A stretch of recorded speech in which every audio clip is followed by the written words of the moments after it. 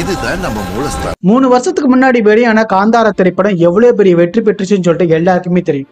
எந்தவித எதிர்பார்ப்பும் இல்லாம வெளியான அந்த படம் ரசிகர்களே கட்டி போடவும் செஞ்சது. அதுவும் கிளைமேக்ஸ் சீன் பார்த்தோம்னா உடலையே சிலிர்க்க வைக்கிற மாதிரி தான் அந்த சீனுமே இருந்துச்சு. அதோட தொடர்ச்சியா தான் இப்போ ப்ரீக்வலா காந்தாரா சாப்டர் 1 அப்படிங்கிற படம் ரிலீஸ் ஆயிருக்கு. இந்த படத்தையுமே ரிஷப் செட்டி தான் டைரக்ட் பண்ணியிருக்கிறாரு. அவருமே கதாநாயகனா தான் நடிக்கவும் செஞ்சிருக்கிறாரு.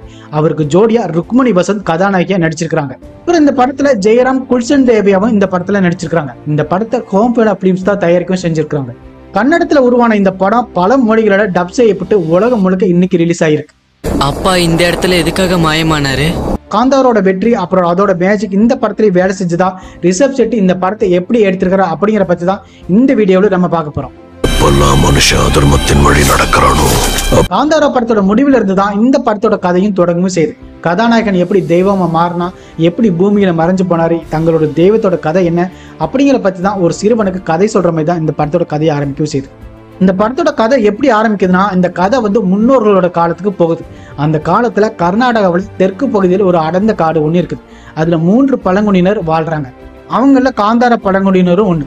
அவங்க ரொம்பவே சக்தி வாய்ந்தவங்களா இருக்கிறாங்க. அவங்க தான் காட்டையும் பாதுகாக்கவும் செய்யறாங்க.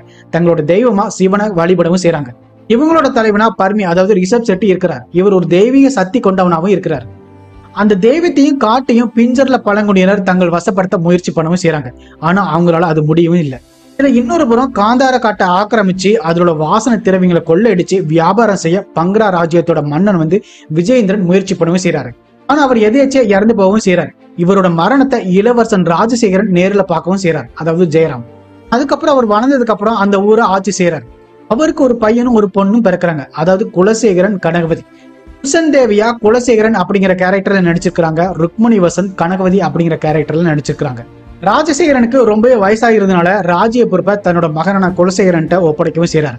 ஆனா அவன் சரியா ஆட்சி செய்யாம எப்பவுமே போதையில மூழ்கியவும் செஞ்சிருக்கிறாரு. காந்தார காட்டுல உள்ள சிவப்பூந்தோட்டம் அப்படின்னு ஒண்ணு இருக்கு. அதுக்கு உள்ள போனோம்னா வெளியே வரவே முடியாது, பிழைக்கவும் முடியாது. அதுக்குள்ள போகணும்னு கனகவதியும் மன்னன் குலசேகரனும் நினைக்கிறாங்க. அப்படி குலசேகரன் முயற்சிக்கும் போது தெய்வம் அவனை வேட்டையாடவும் முயற்சி பண்ணுது. இதுக்கப்புறம் தான் ரிஷப் செட்டி பங்கரா ராஜ்யத்துக்கு போகவும் செய்யறாரு. இதுக்கப்புறம் தான் பிரேமவும் கனகவதியும் காதலிக்கவும் செய்யறாங்க. இதுல பர்மிவும் அவரோட கூட்டாளிகளும் பங்கரா ராஜ்யத்துல வியாபாரம் பண்ணவும் செய்யறாங்க. இதனால கோபம் அடைஞ்ச குலசேகரன் ஒரு படையோட காட்டுக்கு தான் யாருங்கிறது காட்டுறதுக்காக எல்லாரையுமே கொல்லவும் செய்யறாரு. அதனால பர்மி தன்னோட மக்களை பாதுகாக்க என்ன செஞ்சாரு, கடவுள் அவருக்குள்ள எப்படி வந்தாரு, குலசேகரனோட முடிவு எப்படி இருந்துச்சு, ராஜசேகரன் தன்னோட மகனுக்காக என்ன செஞ்சாரு, கனகவதியோட இன்னொரு ஃபேஸ் என்ன, பிரேமா இதையெல்லாம் எப்படி எதிர்கொண்டாரு அப்படிங்கறதா மீதி கதையும் கூட. இதுல 2ஆம் பாதி பார்த்தோம்னா முக்கியமா காந்தாரா மக்களுக்கும் பாங்கரா ராஜ்யத்துக்கு தான் போரே நடக்கவும் செய்யுது. இதுலயும் பார்த்தோம்னா கிளைமேக்ஸ் சீன் ரொம்பவே சூப்பரா இருக்கவும் செய்யுது. அதுலயும் ஆக்ஷன் சீன்ஸ் ரொம்பவே சூப்பரா எடுக்கவும் செஞ்சிருக்காங்க. அந்த செகண்ட் ஹாஃப்ல பார்த்தோம்னா கடவுள் ஹீரோக்குள்ள நுழையும் போது நம்மளுக்கு திரும்பவும் காந்தாராவை தான் நினைக்கவும் செய்யுது. காந்தார படத்துல பூத்கோலா, அப்புறம் பஞ்சுர்லி விழாக்கள், அப்புறம் வராகன் தேவெல்லாம் காட்டியிருந்தாங்க. ஆனா இந்த படத்துல சிவன் தான் தெய்வமா காட்டவும் செஞ்சிருக்காங்க. ஆனா அந்த படத்துல இருந்த உணர்ச்சி பெருசா காட்டப்படல அப்படிங்கிற மாதிரி தான் சொல்லணும். தெய்வம் தொடர்பான உணர்ச்சி ஸ்ட்ராங்கா வெளியில கொண்டு வரல. ருக்மணி வசந்த் எடுத்துக்கிட்டோம்னா படம் ரிலீஸுக்கு முன்னாடியே ட்ரெய்லரை பார்த்துட்டு நிறைய பேர் அவங்களுக்கு ஃபேன்ஸ் ஆக ஆரம்பிச்சிட்டாங்க.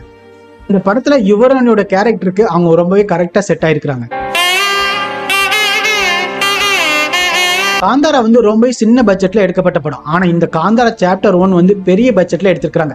125 கோடிக்கு எடுத்திருக்காங்க. அந்த அளவுக்கு செட் எல்லாம் வச்சு விஎஃப்எக்ஸ்லாம் செலவு பண்ணியிருக்காங்க. அது படம் பார்க்கும்போதே உங்களால ஃபீல் பண்ணவும் முடியும்.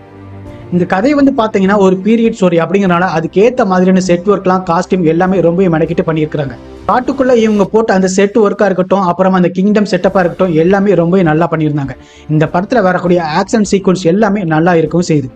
காந்தாரா கிளைமேக்ஸ்ல வர்ற மாதிரியே இந்த படத்துலயே பாத்தீங்கன்னா ரிஷப் செட்டி உடம்புல அந்த தெய்வம் இறங்கி வர மாதிரி பெர்ஃபார்மன்ஸ் சீனும் பண்ணிக்கவும் செஞ்சிருக்காரு. ஆனா அந்த படத்துல இருந்த பயங்கர கூசம்ஸ் இந்த படத்துல மிஸ் ஆகவும் செஞ்சிருக்கு. இந்த படத்துல ஃபர்ஸ்ட் ஹாஃப் பார்த்தோம்னா ரொம்ப ஸ்லோவா போகவும் ஆரம்பிக்குது. செகண்ட் ஹாஃப் தான் கொஞ்சம் ஸ்பீடா போகுது.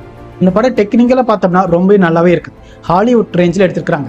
இந்த படத்துல ஒவ்வொரு சீனையுமே ரொம்ப ரசிச்சு எடுக்கவும் செஞ்சிருக்காங்க. நிறையவே உழைக்கவும் செஞ்சிருக்காங்க. இந்த படம் காந்தாரா அளவுக்கு இல்லைனாலும் பிரம்மாண்டமா இந்த படத்தை எடுக்கவும் செஞ்சிருக்காங்க.